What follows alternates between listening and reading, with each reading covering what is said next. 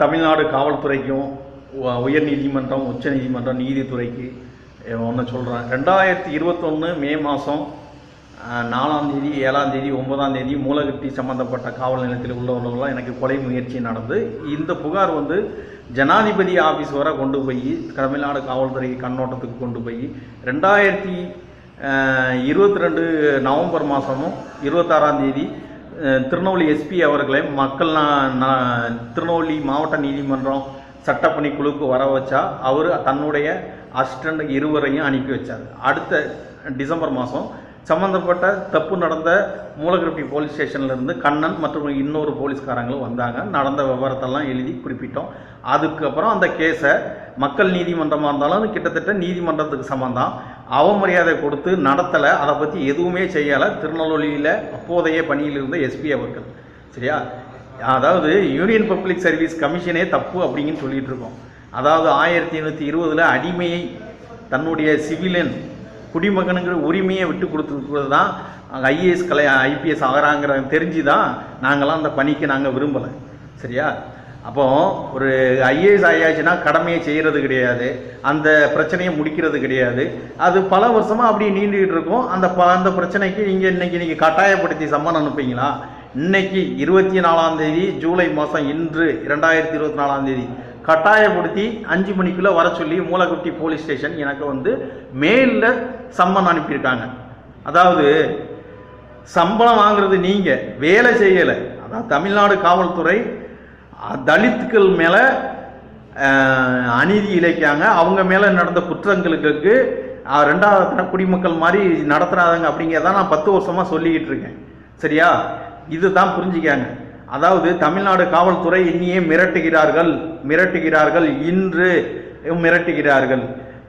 ஒரு ஐபிஎஸ் அப்படின்னா, நான் படிக்கும்போது எம்சிஏ எம்ஏ படிக்கும்போது ஐஏஎஸ் ஐபிஎஸ்க்கு ட்ரைனிங் கொடுக்குற நல்ல ஆஃபீஸரை தான் intelligent, presence of mind, observation, communication, group டிஸ்கஷன்னு நான் படித்த ஈரோடு ஆர்ட்ஸ் அண்ட் சயின்ஸ் காலேஜும் சரி, கோயம்புத்தூர் அண்ணா யூனிவர்சிட்டி ரீஜியன் வீரபாண்டியபுரமும் சரி, பல லட்சம் அவங்களுக்கு செலவு பண்ணி எங்களுக்கு பல மாதம் பல நாட்கள் ட்ரைனிங் கொடுத்தாங்க.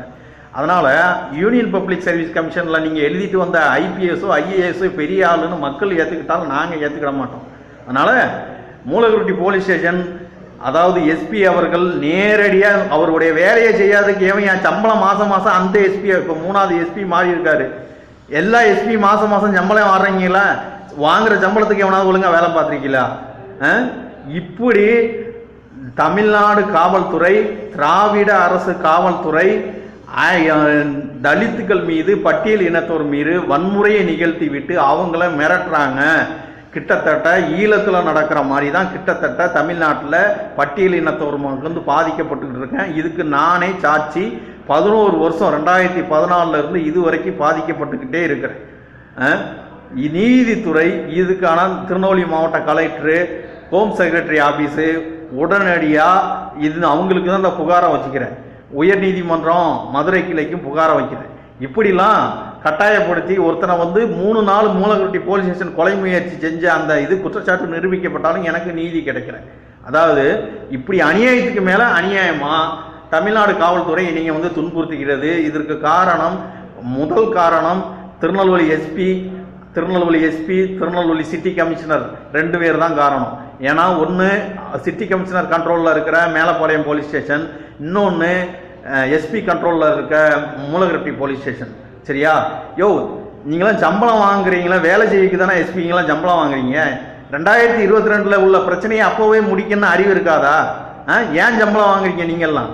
மூலகட்டி போலீஸ் ஸ்டேஷனும் சரி, மூலகட்டி கண்காணிக்கிற எஸ்பியும் சரி, நாங்குநேரி டிஎஸ்பியும் சரி, நாங்குநேரி அதாவது இதுக்கு இன்ஸ்பெக்டரும் சரி, என்னையா உங்களுக்கு நீங்களாம் சம்பளம் வாங்குறீங்க? ஏன் உயிர் போகிறத பற்றி கவலை இல்லை? இப்படிலாம் அநியாயம் பண்ணுறீங்களா? நீங்களாம் உங்கள் புள்ள குட்டிகளோ தமிழ்நாடு காவல்துறையோ விளங்காது, உங்கள் குடும்பம்லாம் நாசமாக போகும். மற்றபடி உங்ககிட்ட நான் நீதிலாம் கிடைக்காது. உங்கள் இப்படி வாங்குகிற சம்பளத்தில் உங்கள் குடும்பம், உங்கள் புள்ள குட்டி சாப்பிட்டீங்கன்னா நாசமாக போவீங்க.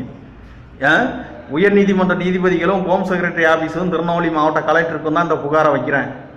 தமிழ்நாடு தலைமைச் செயலகத்துக்கும் சிஎம் செல்லுக்கும் வைக்கிறேன். பார்த்து செய்யுங்க. நன்றி, வணக்கம்.